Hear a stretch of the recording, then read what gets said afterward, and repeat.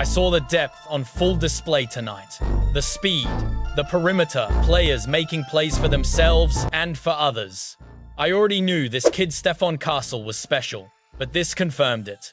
The San Antonio Spurs just beat LeBron, Luka, and the Lakers without Victor Wembanyama. Smooth operator, thanks to a devastating three-guard lineup and a bench that's emerged as one of the league's best. The Spurs are announcing their arrival. This wasn't just a win, it was a statement.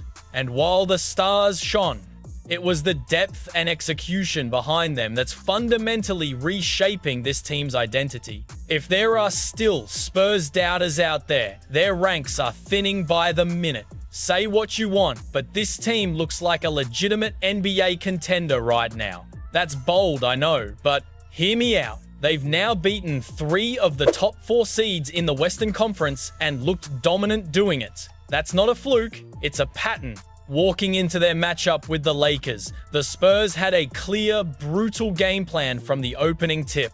Push the pace, attack the rim, space the floor, and force Luka Doncic to beat you in isolation. The formula was executed to perfection. The Lakers simply couldn't keep up. San Antonio turned defense into instant offense, racking up 16 points off turnovers and unleashing a 27-point fast break assault. They shot 50% from the field and a blistering 45% from 3.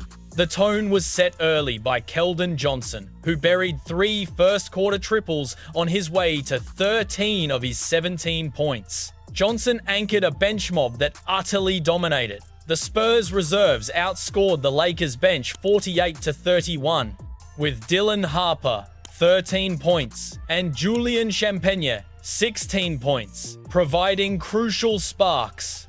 Every time the Lakers found a sliver of momentum, it was solely because of Luka Doncic.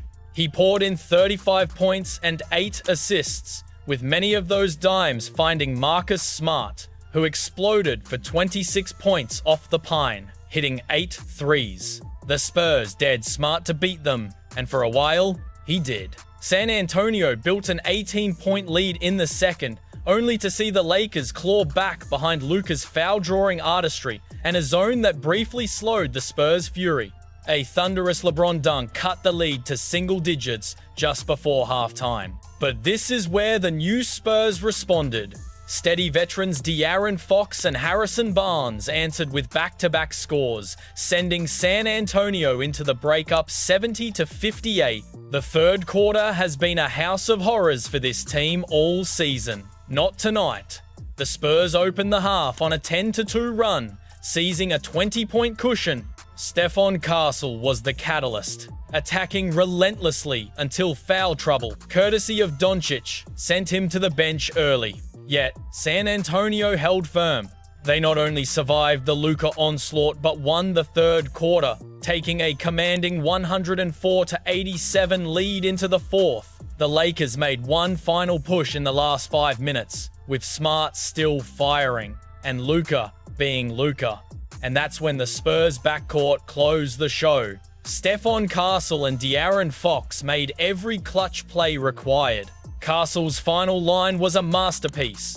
30 points on 1, 0 of 1 for shooting, 10 rebounds, and 6 assists. Fox was the picture of poise, 20 points and just a single turnover, controlling the game's tempo with veteran savvy. It was a defining win for a young team.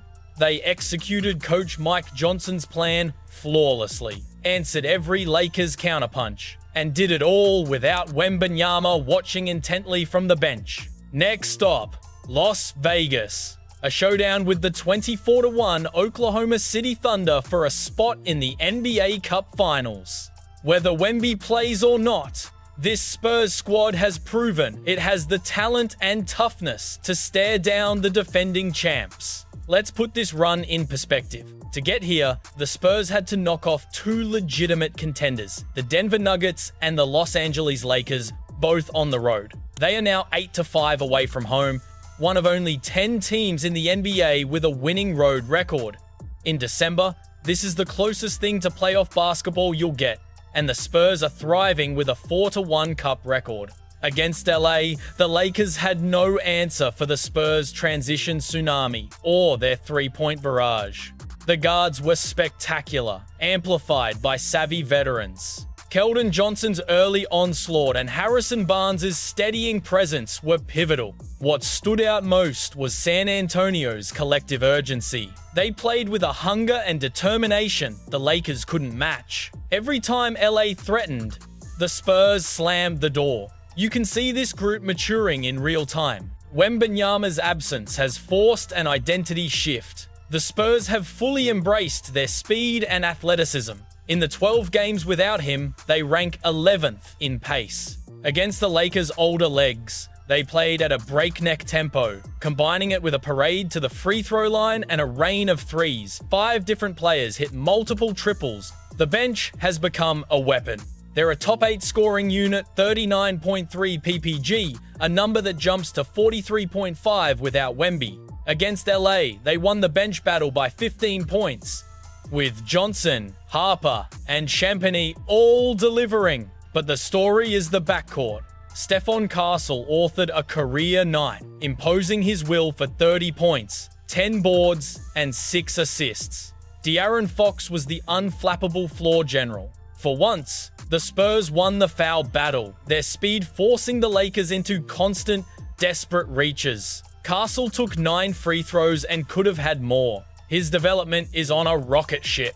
On this night, he was the best player on the floor.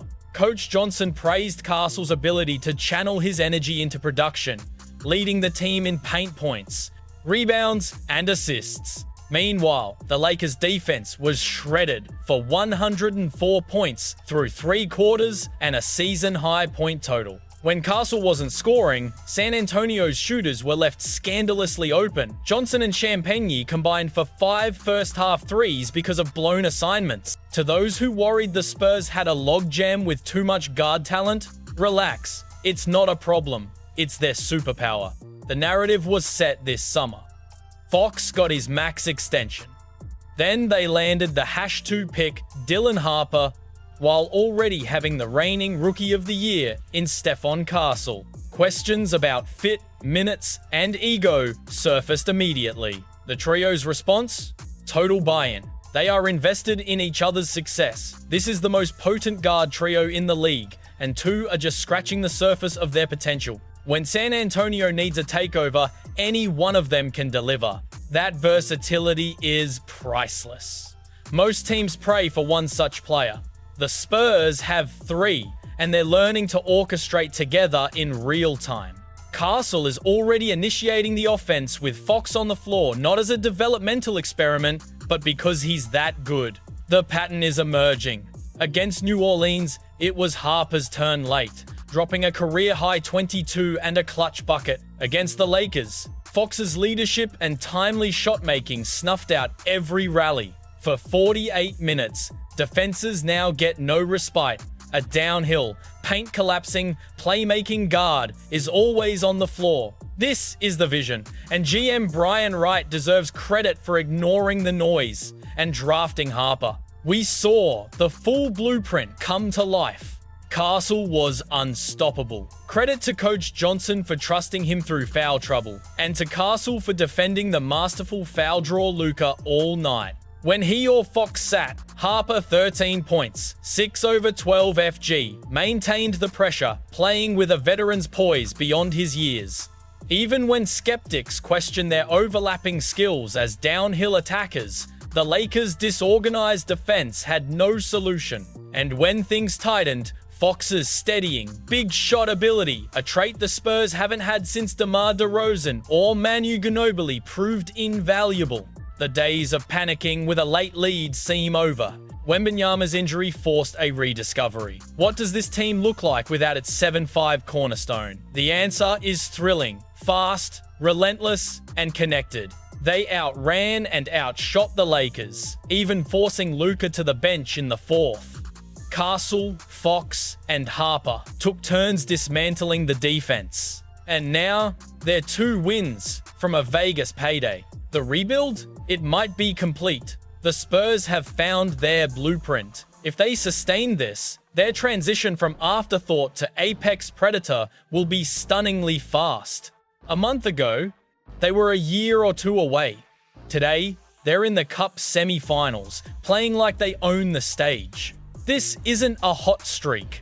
It's an identity revolution. The Spurs have a real rotation, a cohesive system, and a legitimate chance to contend sooner than anyone dared imagine. This changes everything. What do you think? Is this Spurs backcourt for real? Is their bench the league's most underrated? Let me know in the comments. Don't forget to subscribe for more deep dives. And if you enjoyed this, check out one of the videos on your screen now.